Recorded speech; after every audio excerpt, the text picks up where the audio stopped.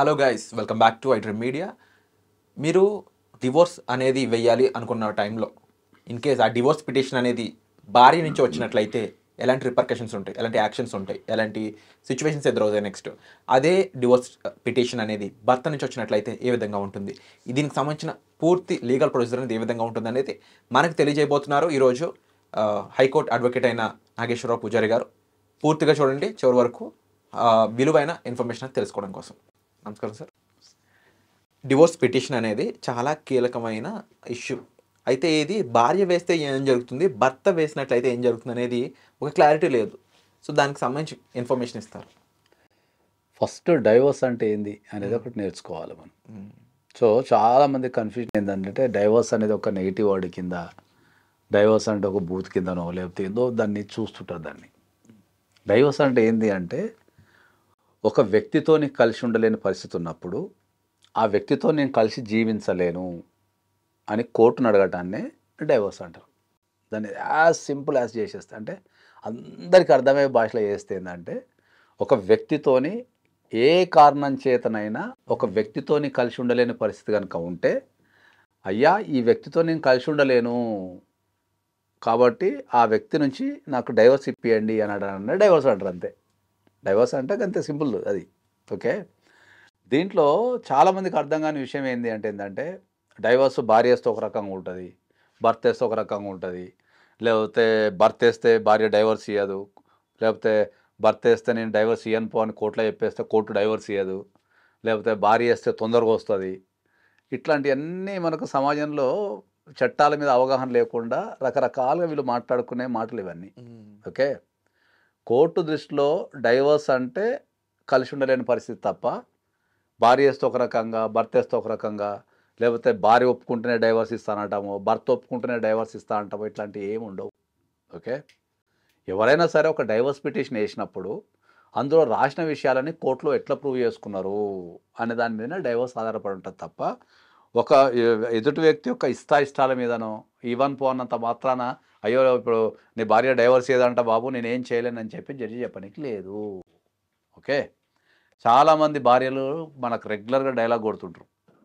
ఒకవేళ భర్త ఏ కారణం చేతనైనా నువ్వు నాకు ఇంట్రెస్ట్ లేదు నీ దగ్గర నుంచి డైవర్స్ తీసుకుంటా అంటే, నీకు డైవర్స్ ఎట్లా వస్తుందో నేను చూస్తా కదా. ఓకే. నేను సంతకం పెడితేనే డైవర్స్ వస్తుంది కదా, నేను ఒప్పుకుంటేనే డైవర్స్ వస్తుంది కదా, నీకు ఎవరు డైవర్స్ ఇస్తారో చూస్తా కదా అని చెప్పేసి లాంటి డైలాగ్స్ రెగ్యులర్గా మనకు వినిపిస్తుంటాయి. అవును. ఓకే. కంటెస్టెడ్ డైవర్స్ అంటే ఒక వ్యక్తికి వ్యతిరేకంగా నాకు డైవర్స్ కావాలని వేసుకున్నప్పుడు వాళ్ళ ఇష్టాలతోనో వాళ్ళ అభిప్రాయాలతోనో వాళ్ళు ఒప్పుకుంటున్నో డైవర్స్ రాదు. నువ్వు రాసిన దాన్ని కోర్టులో ప్రూవ్ చేసుకొని ఈ వ్యక్తితోనే నేను కలిసి ఉండలేని పరిస్థితి ఉంది కాబట్టి ఈ వ్యక్తితో నేను కలిసి ఉండలేను, నా జీవితం అంతా ఖరాబ్ అవుతుంది కాబట్టి మీరు డైవర్స్ ఇవ్వండి అని చెప్పి వేసుకుంటే సరిపోతుంది. మీరు రాసిన దాన్ని కోర్టులో ప్రూవ్ చేసుకుంటే సరిపోతుంది.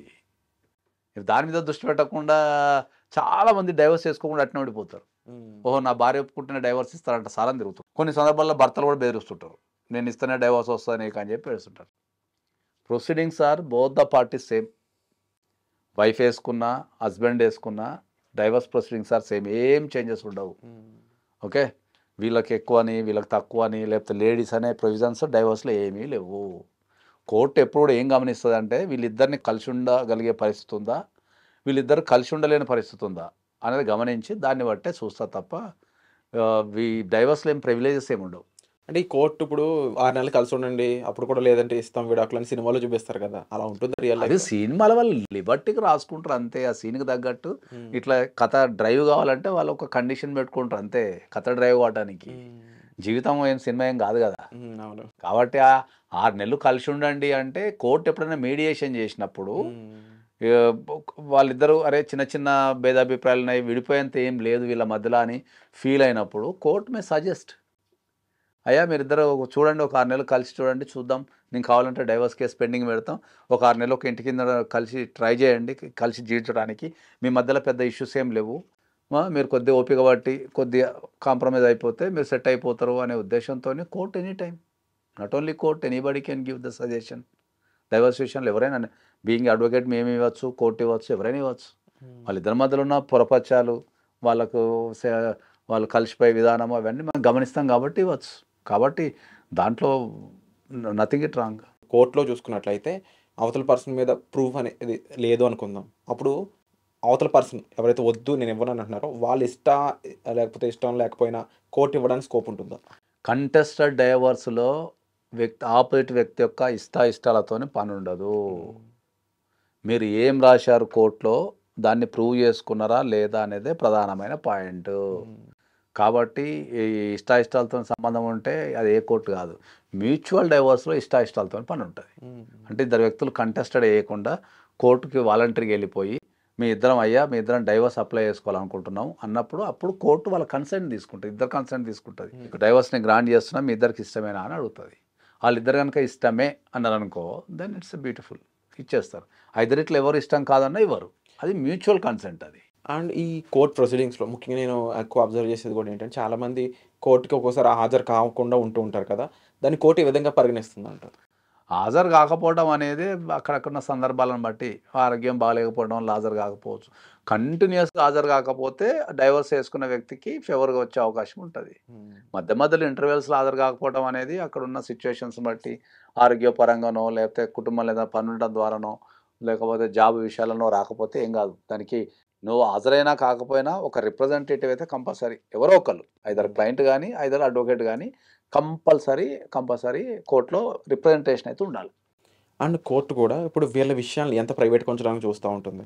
ఇప్పుడు వాళ్ళకి ఇష్టం లేకపోయి డివోర్స్ వచ్చినా లేకపోతే ఇల్లీగల్ రిలేషన్షిప్స్ అనేవి ఇప్పుడు వస్తూ ఉన్నాయి. అంటే కేవలం భరణం కోసం స్కాముల పెళ్లి చేసుకొని డివోర్స్ తీసుకునే వాళ్ళు కొంతమంది ఉన్నారు.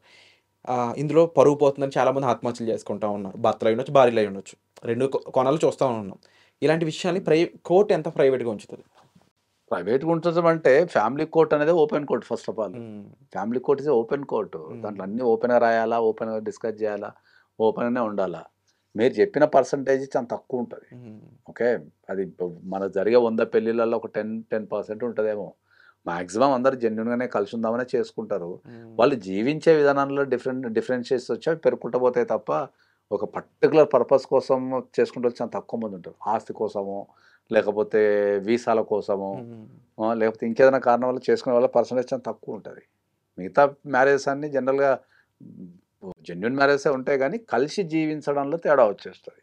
అలా కల్చర్ కావచ్చు, నివసించే పద్ధతులు కావచ్చు, వాళ్ళ హ్యాబిట్స్ కావచ్చు, వాటి వల్ల తేడా వస్తుంది. అంటే ఫైనల్గా ఎక్కువ మంది ఇబ్బంది పడుతున్న విషయం భరణం.